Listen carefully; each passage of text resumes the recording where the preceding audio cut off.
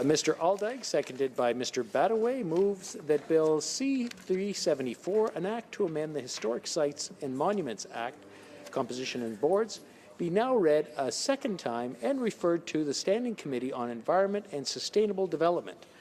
Debate. The Honourable Member for Cloverdale, Langley City. Mr. Speaker, it's an honour to rise in the House today to speak about my private member's bill, Bill C-374, an act to amend the Historic Sites and Monuments Act, composition of the board. I'd like to begin by recognizing that we're on the traditional territory of the Algonquin people. As we all recognize, acknowledging traditional territories is a small but meaningful way to promote reconciliation with Indigenous peoples. Bill C-374 would amend Section 4D of the Historic Sites and Monuments Act to include 3 new Indigenous representatives on the Historic Sites and Monuments Board of Canada, or the HSMBC, one each for First Nations, Métis, and Inuit. While Section 4D of the Historic Sites and Monuments Act currently provides for 1 representative from each province and territory, and while there is an Indigenous Affairs and Cultural Affairs Directorate from Parks Canada, there is no formal representation of Indigenous peoples, organizations, or governments on the board. Bill C-374 would address this by implementing the Truth and Reconciliation Commission's Call to Action number 79-1, which calls upon the federal government to amend the Historic Sites and Monuments Act to include First Nations, Inuit, and Métis representation on the Historic Sites and Monuments Board of Canada and its Secretariat. This change is crucial to continue breaking down the walls of exclusion which have historically existed between the federal government and Indigenous peoples in Canada. The fact is, Mr. Speaker, no relationship is more important to our government and to Canadians than the one with Indigenous peoples. We have been clear that we're committed to a renewed relationship based on recognition of rights, mutual respect, cooperation, and partnership. It is critical we recognize that the journey towards true reconciliation is far from over, and that we can and must do more in repairing our relationships with Indigenous peoples. Our government has been clear in our support for the Truth and Reconciliation Commission's calls to action, and indeed made progress on 41 of them. Bill C-374 and the inclusion of Indigenous persons on the Historic Sites and Monuments Board of Canada presents an opportunity for all members in this House to continue this important work. The Historic Sites and Monuments Board of Canada plays a fundamental role in the ways in which we recognize historical persons, places, and events in Canada. It evaluates applications for designating national historic places, heritage railway stations, and heritage lighthouses. The Historic Sites and Monuments Act grants the Historic Sites and Monuments Board of Canada the power to do the following: receive and consider recommendations respecting the marking or commemoration of historic places, the establishment of historic museums and the administration and preservation and maintenance of historic places and museums, and shall advise the Minister in carrying out his powers under this Act. The Board has the mandate to advise the Minister of Environment on the designation of National Historic Sites, heritage railway stations, heritage railway lighthouses, persons of national significance, and events of national significance. Today, Canada's network of national heritage designations encompasses nearly 1,000 sites, 650 persons, and 400 events. My home province of British Columbia has 94 designated sites, 40 events, and 52 persons of national significance. Through these designations, we are able to deepen our understanding of the past, able to appreciate the present, and able to create a better future. Reconciliation involves a similar process linking past, present, and future. To forge a new relationship with Indigenous peoples based on mutual respect and recognition, we must first critically re-examine Canada's history and how that history influences our modern reality. The changes proposed in Bill 374 address a specific aspect of reconciliation, the designation and commemoration of historic places, persons, and events. The Government of Canada is committed to achieving reconciliation with Indigenous peoples based on the recognition of rights and through mutual respect, cooperation, and partnership. Senator Murray Sinclair put the issue poignantly. Reconciliation is not just an Aboriginal issue, it is a Canadian one. It involves every one of us. Mr. Speaker, I am hopeful that members on both sides of this House will join me in supporting Bill C-374 and help advance reconciliation with Indigenous peoples in Canada. I'm proud of the progress that our government has made and continues to make in advancing reconciliation with Indigenous peoples. Our government took the unprecedented move of dismantling the paternalistic and colonist approach to Indigenous affairs, creating two new federal departments, Crown Indigenous Relations and Northern Affairs, and Indigenous Services. We recognize that a new relationship required new structures. Further, we have committed to a new integrated approach to Jordan's Principle, resulting in 1,500 additional children now receiving care. We committed full support of and commitment to fully implement the United Nations Declaration on the Rights of Indigenous Peoples. We launched a national inquiry on missing and murdered Indigenous women and girls, and we developed bilateral mechanisms with Indigenous organizations to develop policy on shared priorities. This last point, new bilateral mechanisms, is one that I would like to highlight in particular, as it reflects our government's commitment to new ways of engaging with Indigenous peoples, as well as ensure their voices are represented in government decision-making processes. That is why this bill is so important, Mr. Speaker, because it ensures that the voices of Indigenous persons are given a voice at the highest decision-making levels of the Historic Sites and Monuments Board of Canada. How can we expect to accurately commemorate our heritage spaces if we lack the voices of First Peoples of this land? The need for inclusion of Indigenous voices in commemorating our past was highlighted through the recent work of the Standing Committee on Environment and Sustainability, a committee on which I participate. As members in this place will know, our committee recently tabled a study on the state of heritage preservation in Canada entitled Preserving Canada's Heritage, the Foundation for Tomorrow. The Standing Committee on Environment and Sustainable Development believes the federal government needs to take stronger action to preserve Canada's historic places. During our study, we heard from numerous witnesses. During his appearance before the committee, Mr. Rai Moran, Director of the National Centre for Truth and Reconciliation, reminded the committee about the Truth and Reconciliation Commission's recommendations regarding the protection and conservation of Indigenous heritage in Canada. Mr. Moran expressed particular concern about the state of conservation of the 17 remaining residential schools if nothing is done to preserve them. He explained to the community that some Indigenous communities want to preserve these residential schools as evidence of history. However, he said it is easier to obtain funding to demolish these schools. Mr. Moran noted that Indigenous communities want to be able to choose whether they preserve or demolish these buildings.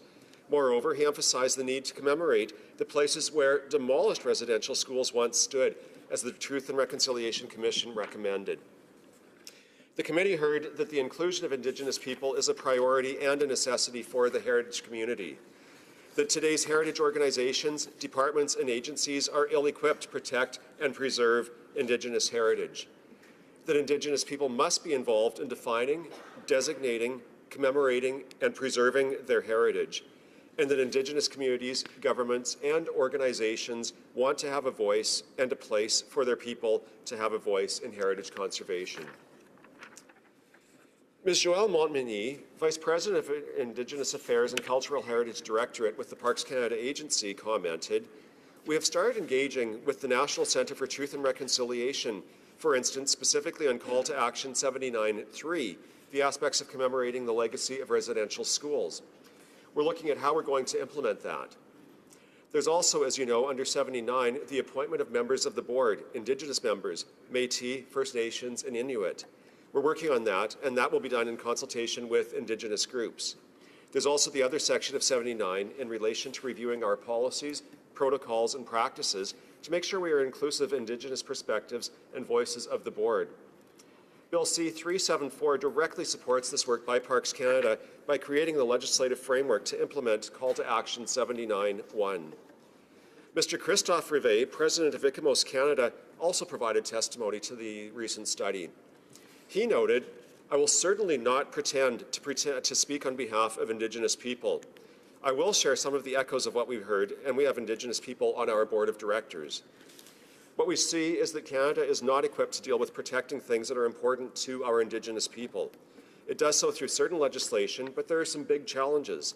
One of them is the protection of cultural landscapes, another is the protection of archaeological sites. These are significant shortcomings in thinking about how to, for example, implement the Declaration on the Rights of Indigenous Peoples. This is something we are noticing, and this is why our committee is looking at it as a priority. We feel ill-equipped to respect, express, and protect the world vision of many Indigenous communities. Returning to Mr. Moran's testimony, he further noted that there is an exceptionally important conversation that we're going to have here, and not only in regard to heritage. What I'll be presenting strikes at the very heart of our national identity, what we choose to remember, what we choose to forget, and the essential requirement asked of us as Canadians to preserve and remember a history that is deeply troubling. This has been deeply damaging and will continue to affect this country for generations to come. Central within the calls to action are a number of calls related directly to commemoration.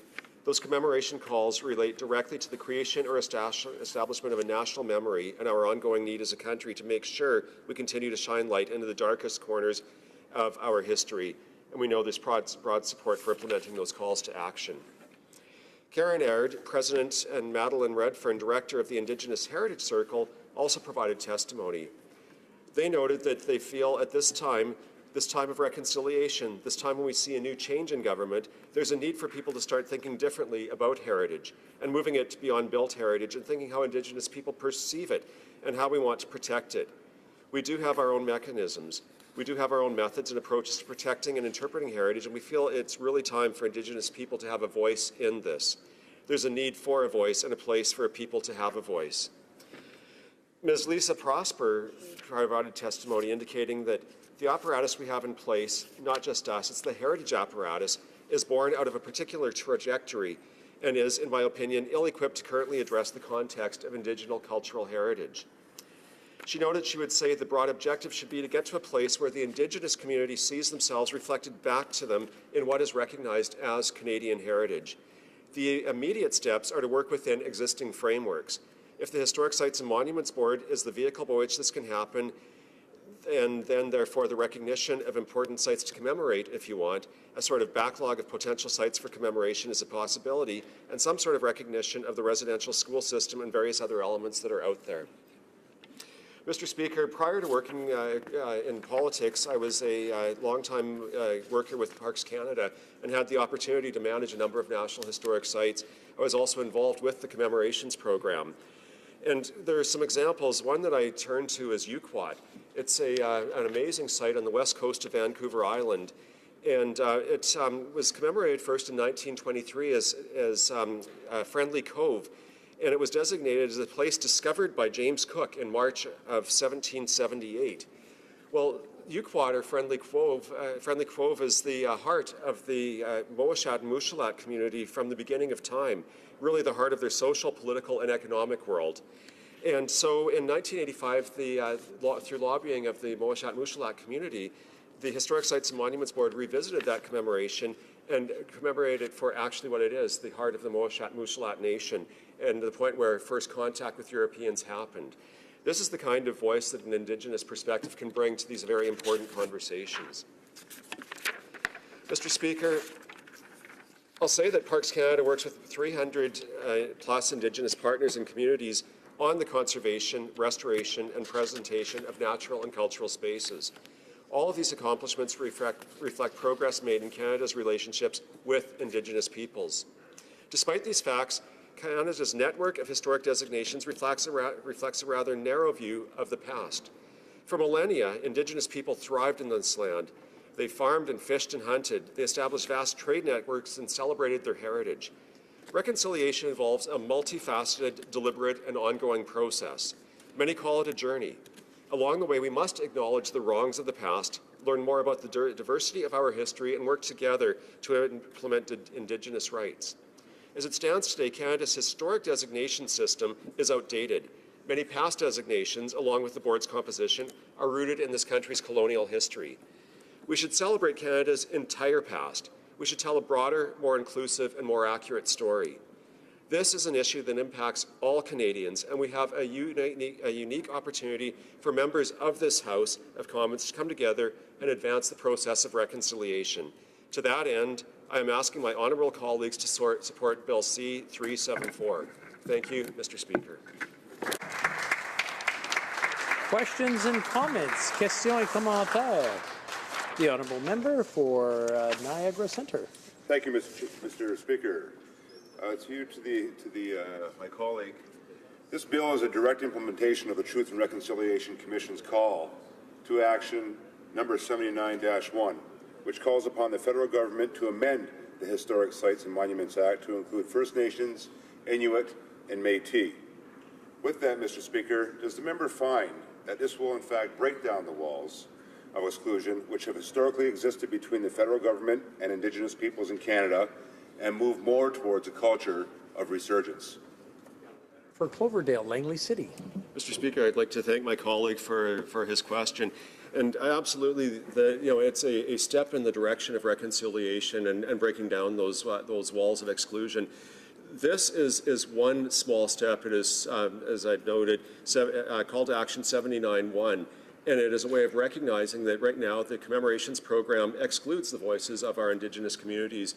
And until we have representation there, we will continue to have those barriers to full inclusion. And that's why I feel this bill is so important, to have the structure of the board changed to accommodate officially a member from a First Nation, from a representative of First Nation, Métis, and Inuit, and that will help us move forward in reconciliation. Questions and comments? The honourable member for Kootenay, Columbia. Thank you, Mr. Speaker, and I'd like to thank my colleague across the floor for introducing this bill into the House. We sat together on the Standing Committee for the Environment. This was certainly one of the recommendations, but I'd like to give the member an opportunity to talk about, maybe just pick 2 or 3 of the other really important recommendations that came out of the report, which was tabled in the House within the last week or so. The honourable member for Cloverdale, Langley City. Okay, well, I'd like to thank my colleague from across the way for his excellent work and many contributions to the study that we just had on built heritage. We did talk within the committee about many ways of advancing the reconciliation aspects, the move forward with our Indigenous communities, the implementation of recommendation 79 or call to action 79-1, which my private member's bill covers, was one of those very clearly. There is a greater need, though, to engage with the Indigenous communities about what heritage means. We heard very compelling testimony that the Indigenous communities look at heritage in a different way than in the westernized world. And so we need to have many other discussions with the Indigenous communities across the country about heritage and how we can actually capture that in the mechanisms. And I would encourage all of the members of this House to read the report, because there's some excellent work, particularly on moving forward on commemorating Indigenous history in this country.